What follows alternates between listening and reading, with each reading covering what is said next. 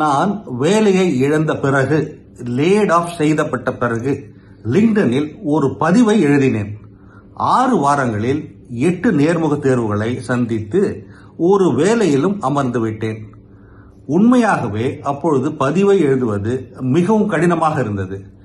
நான் தோற்கடிக்கப்பட்டதாக உணர்ந்த அந்த சமயத்தில் என்னுடைய பெருமதியை குறித்து கேள்வி எனக்குள் எழுந்தது.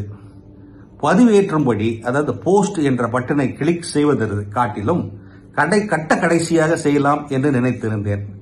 ஆனால் நம்பிக்கையை, கான்பிடன்ஸ், கவன ஈர்ப்பை, விசிபிலிட்டி, ஊக்கத்தை, மொமெண்டம் பெறுவதற்கான முதல் வழியே அதுவாகும்.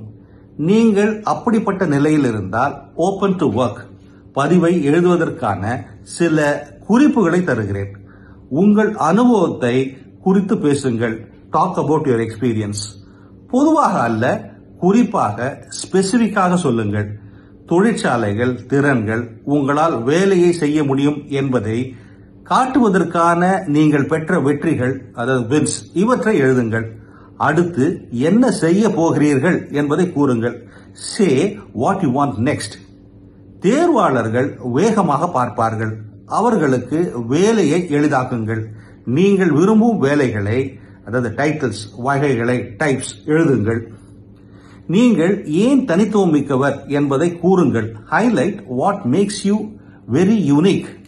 உங்கள் தனித்துவத்தை காட்டும் ஒரு கதையை, திறனை, நோக்கை பகிர்ந்து கொள்ளுங்கள். மனித தொடுதல் இருக்கட்டும். Keep it human. என்னுடைய பதிவின் பெரும் பகுதி என்னுடைய ரெஸ்யூமை பிரதிபலிக்கவில்லை. அது என்னுடைய கதை, விளம்பர துறையில் அட்வர்டைசிங், என் குடும்பத்தின் பாரம்பரியம், என்னுடைய படைப்பூக்கம் குறித்ததாக இருந்தது. மனிதர்கள் மனிதர்களுடன் தான் தொடர்பு கொள்கிறார்கள், புல்லட் பாயிண்ட்ஸுடன் அல்ல. மற்றவர்களிடம் என்ன உதவியை எதிர்பார்க்கிறீர்கள் என்பதை தெளிவாக கேளுங்கள். Tell people what you want them to do. மக்கள் உதவி செய்ய விரும்புவார்கள், ஆனால் எப்படி என்பதை அறிந்திருக்க மாட்டார்கள். லைக்ஸ், ஷேர்ஸ், ஓபன் ரோல்ஸ்களை பற்றிய டைரக்ட் மெசேஜஸ் அல்ல, பரிந்துரைகளை கேளுங்கள். தயங்குகிறீர்களா?